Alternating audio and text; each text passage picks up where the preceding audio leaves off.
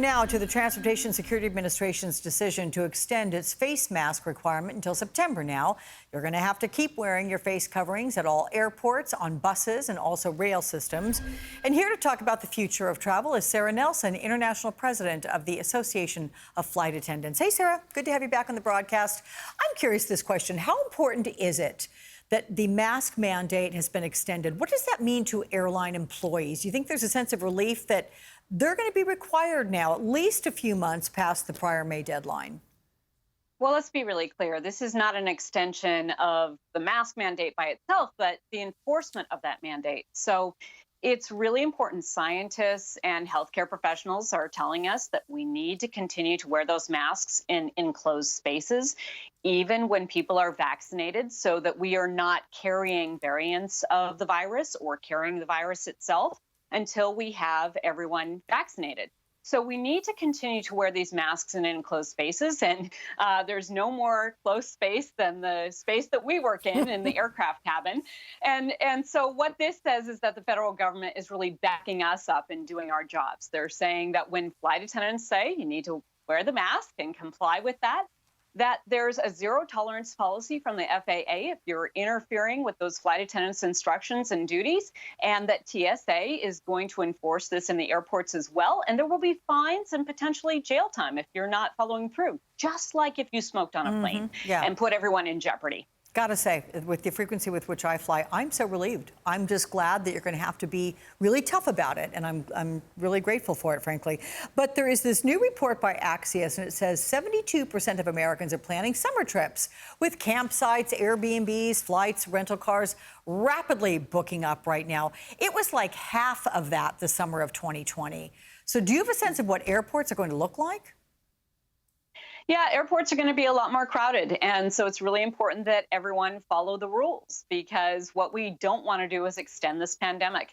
I have to tell you, it's a little strange to be over a year into this pandemic and realize and think back to what it was like, for example, when we were dealing with the Ebola outbreak, and how vigilant we were in stopping the spread of that virus at transportation's door. So there's a little bit of pandemic fatigue going on here, but let's all continue to listen to the healthcare professionals, the scientists, get everyone vaccinated, continue to wear those masks in enclosed spaces, and really respect that so that we can all get back to normal. Everybody's ready to travel and get out, and so those airports will be probably quite full, and you're going to see a lot of full flights. You should prepare for that. But we can do it safely if we all follow the rules. So TSA leaders say, look, we're working to recruit. We need about 6,000 new officers by summer, but they say many positions are unfilled so far. So does that concern you? What kind of a situation could this create at the airports and also on flights potentially?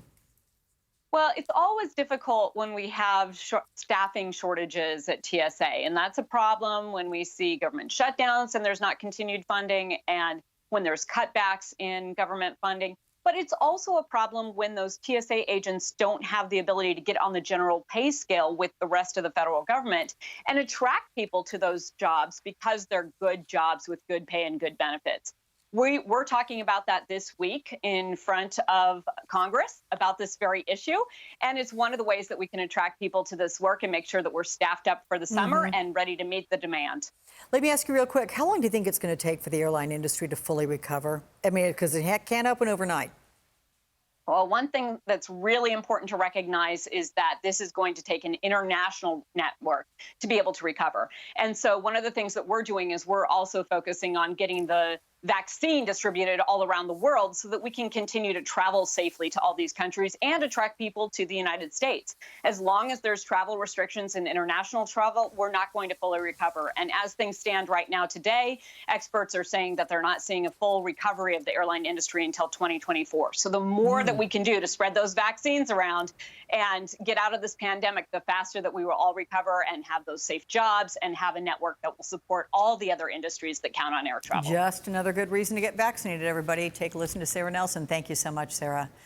Inspiring America by breaking barriers. Why my next guest is more than just a rising star. Coming up.